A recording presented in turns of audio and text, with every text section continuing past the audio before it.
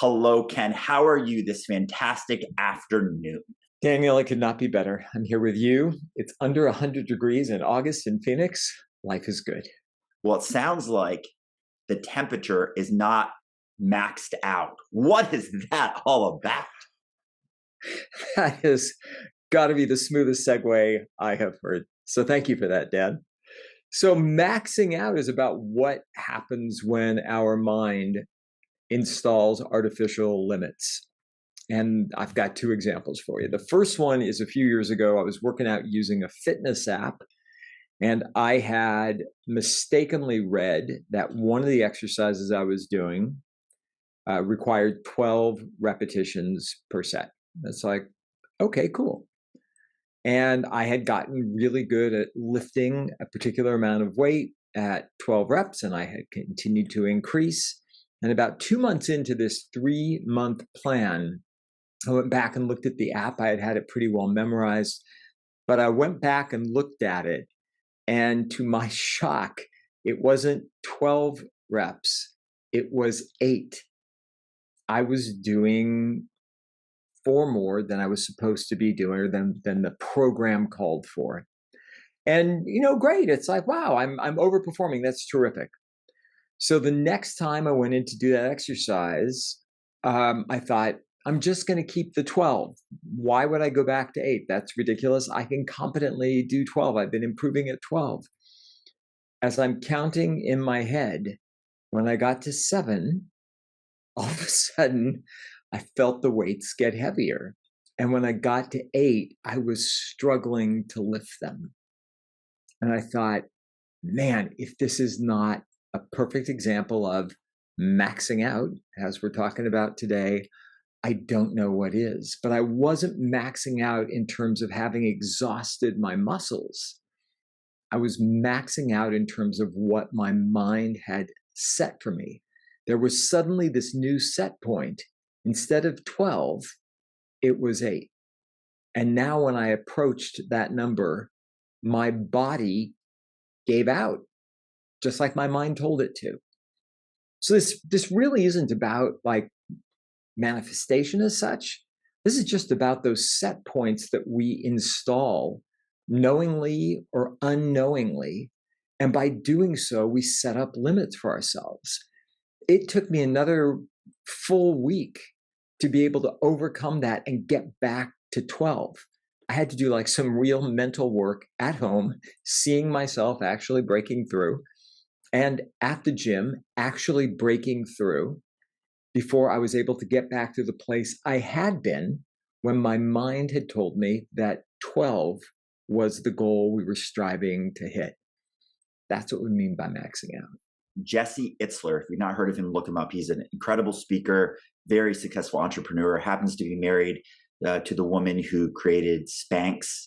So collectively, they are both, I think, independent billionaires, having each started successful businesses and have sold them or have some acquisition. Anyway, long story short is that he has done multiple books. One of them is called Living with a Seal. I believe that's the title. And it's about living not with the animal, the seal, but actually a Navy SEAL. And the Navy SEAL that Jesse Itzler had lived with him or he worked with for this book was a very famous SEAL named David Goggins. If you've not heard of him, he's also a really famous author. He's very extreme. So if you look him up and watch his videos, either you'll take probably the polar sides of, holy cow, this guy's too much, or wow, he's very inspiring and he really motivates me. In either case, what Jesse Itzler learned from David Goggins, the Navy SEAL, is what he calls the 40% rule. And the 40% rule basically goes like this, that when you think you are maxed out, like when you think, I can't do one more rep or I can't run one more foot, that you're actually only at 40% of your actual capacity. And who knows, because the reality is this is almost impossible to quantify. But it's a very interesting way of thinking that our mind, I think this is probably the proven point, is your mind gives up way sooner than your body is physically capable of like continuing forward. So to me, when I hear max out, I think of that story of the 40% rule, where your mind will give out when you're only 40% of the way there of what your possible max is. So I think your point's really well taken. I don't know if the number is 40% either, but in a much more recent example, this past week at the gym, see the continuing theme here of physical fitness in the gym. This past week at the gym, doing another exercise called a glute bridge, single leg, look it up. Supposed to do 10 aside. I was distracted because I was thinking in my mind of a meeting I had later in the day and going over how I was going to approach this meeting with a client. And I was counting in my mind and I passed 10. And in this case, I guess it would be 40. I got to 14 and thought, oh my God, what have I done? I've gone over.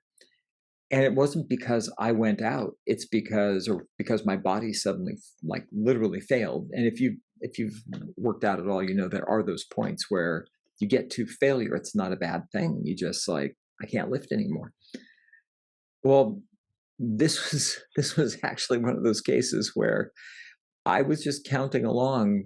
Everything was happening almost automatically.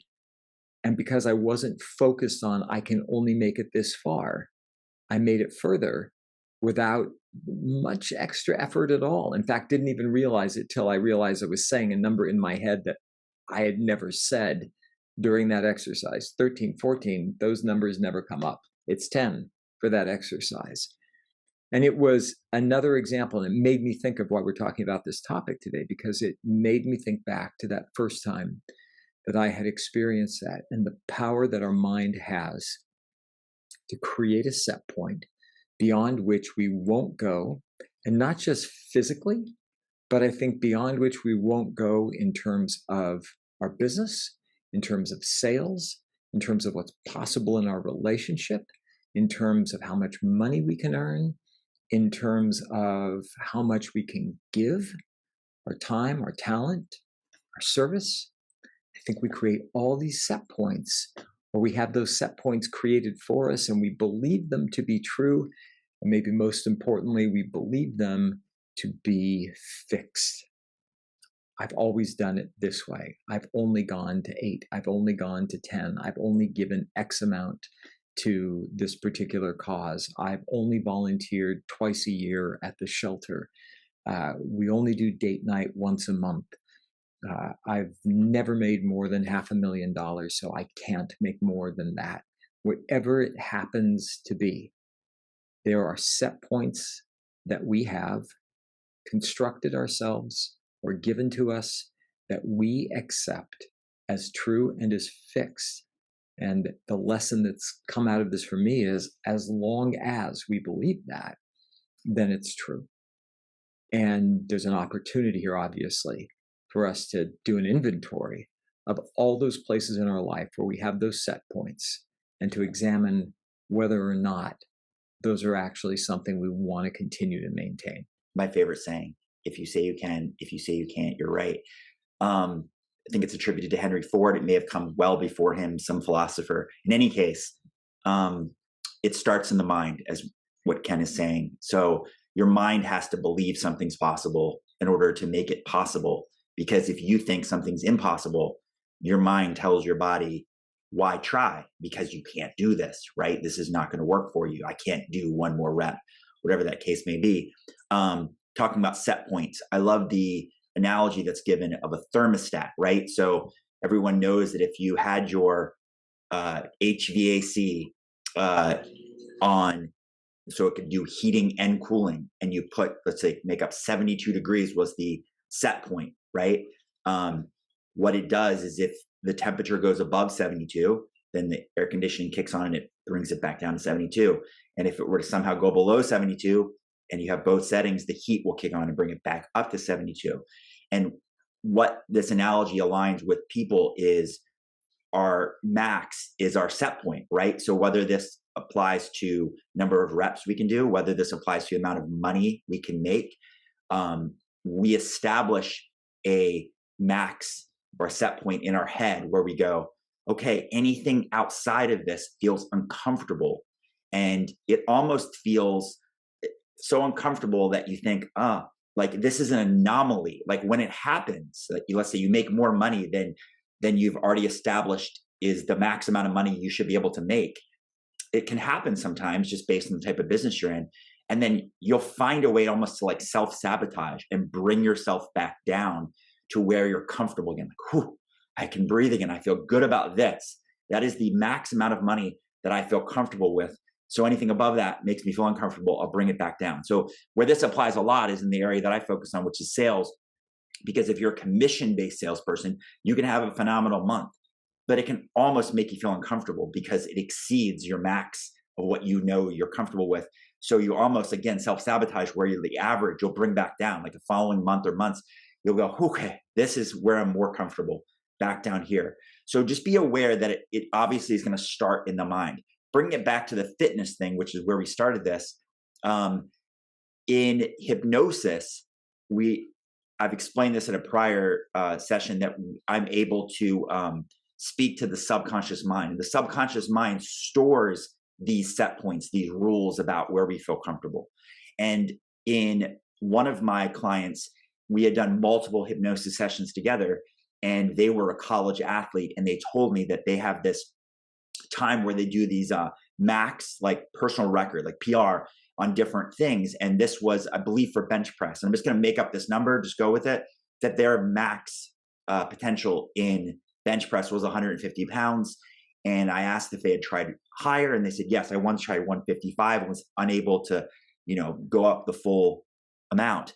And so in hypnosis, I said to them, or speaking to their subconscious mind, and this person goes so deep, their conscious mind does not have a good recollection or any memory of what I say. So I said, when you're asked how much weight to put on for bench press tomorrow, you will say 160. But for whatever reason, 160 to you will feel lighter than 150. So not only will you be able to easily do it, you'll be able to easily do it 2 times, 2 reps. And the following week when we met for our session, they were amazed to tell me, you won't believe this. I did 160, and I not only did it once, I did it twice. And they had no recollection that I said that to them in hypnosis. So the point is simple. When your mind accepts a new max, right? A new set point, it enables the body to physically do it. It literally, when you're faced with that decision, like, I don't know, what can I do here? Your subconscious mind goes, you can do 160 in this case. You can do it 2 times. So it has to start with the mind's belief that you can do more, that you're not maxed out at one point. But in order to raise the max, you have to start by believing it in your mind. So start with just establishing a new max, and you'll be amazed at how quickly your body can adapt and be able to do it. We have been talking about fitness examples, but I want to take everyone to the theater right now. Years back, when I was young and pretty, I was an actor, and I went to audition for a show in San Francisco. I was also ignorant of what I should and shouldn't be auditioning for, which actually served me. So I went to audition for a play that apparently was a huge deal, and I didn't know it. And it was at one of the most renowned theaters in San Francisco. I went in, I auditioned. There were hundreds of people auditioning for very few roles, and I got a producer callback. Instead of calling my acting teacher and saying, hey, can you help me prep for this? I called a friend of mine who said, you have no business auditioning for that. You're not good enough. It was luck that you got it that time, and there is no way that you can rise to the occasion and make it past the producer callback. Shockingly, when I went back for the producer callback, I screwed up and I didn't get it, because I had allowed that person to install this new set point in my mind that said, as good as it was going to get was that initial cut for that play. I didn't belong there, and there's no way I was going to be able to do as much. And Dan, you're right. It was 100% self-sabotage. I could feel it while it was happening. When I talked to my acting teacher afterwards, she was brilliant. And she just started laughing and said, you got to just let go of it, move on, because there's going to be more opportunities.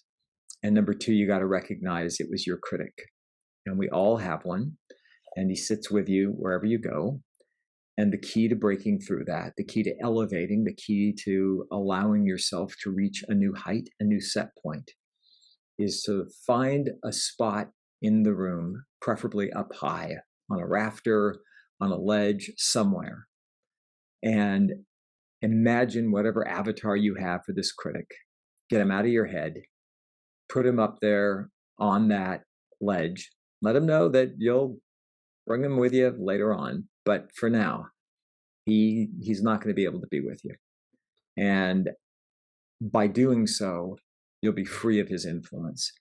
It might sound kind of goofy and childish and whatever, but I got to say, it worked for me. It worked really, really well. There was something about the visualization of taking this little gremlin, sticking him up on a shelf, and knowing he didn't have any power over me because he wasn't on my shoulder anymore. Couldn't hear him, couldn't even really see him. But it allowed me to rise up to like my true self. And in so doing, it allowed me to progress at a rate that I never would have before. And every time, dutifully, it's like, grabbed him. It's like, come on with me. He became more of a pet than he did a hindrance. And it was in that action, I think for me, there was something about just that, taking him, putting him away, that let me rise to where my talent was. And then I could just focus on that. And if that's useful for you, give it a try. See if it works. And allow yourself to rise up to a higher level than your mind and that little critic in your mind has set for you.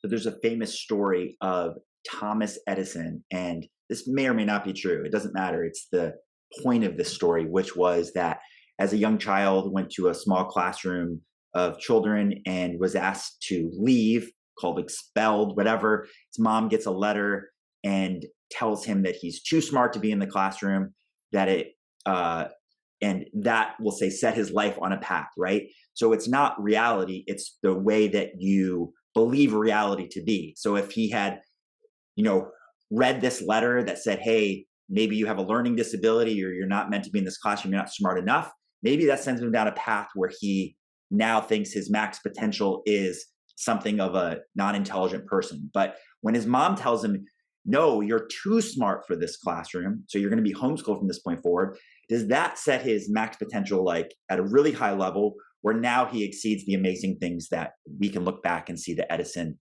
invented, came up with, things like that changed history. It reminds me of a story that I had as an individual contributor salesperson. So I was assigned a territory with this company, and wanting to be a go-getter, I was like, okay, I'm gonna do the best I can. I'm gonna max out the potential here. And I set something like 40 appointments within this territory within the first 3 or so months. And everyone was really impressed. Like, this is amazing. How are you getting so many appointments? And it turns into, I made my first sale, I think like 5 months in, which the typical sales cycle was longer than 6. And everyone was really happy. And then later, what was revealed to me was, prior to you being assigned that territory, we had tried for 3 years and had 0 sales. Now, I know this to be true, at least for me. If somebody had told me going in, hey, we gave you this dud of a territory, and we've been trying for 3 years to get sales in there, and we've made none, it would have set me up with this expectation. It's like, oh, this is going to be impossible, really difficult. And I would have told myself, I can't do this. Where I just thought, hey, what an opportunity. I'm new in this company, right? I want to prove myself. And I just saw it as open field. I'm like, man, I'm going to show how well I can do. But without limits being placed upon me, I can really just go after it with full expectations. My max potential is way up here because no one told me otherwise. So it's really important, I believe, that we decide what's possible and we tell ourselves what we can do versus being limited by what other people tried before us, what other people tell us their opinion is, and things like that. So one of the great ways that I know for myself, and we're gonna finish this with a gym example because that's where we started. So this gym example is simple, is that go back to the reps. What almost anybody probably believes they could do would be 5 reps of something. Hopefully you have a proper amount of weight where you think, I can do 5 reps. So just decide that you count by five and make that your go-to. That is the way I do it. So if I have 15 reps, I just go, I mentally say I can do five. So I just go 1, 2, 3, 4, 5. And then I just know, okay, 1, 2, 3, 4, 5. And then 1, 2, 3, 4, 5. So just count by five. And it gives your brain this like thought of like, I just got to get to five. I just got to get to five.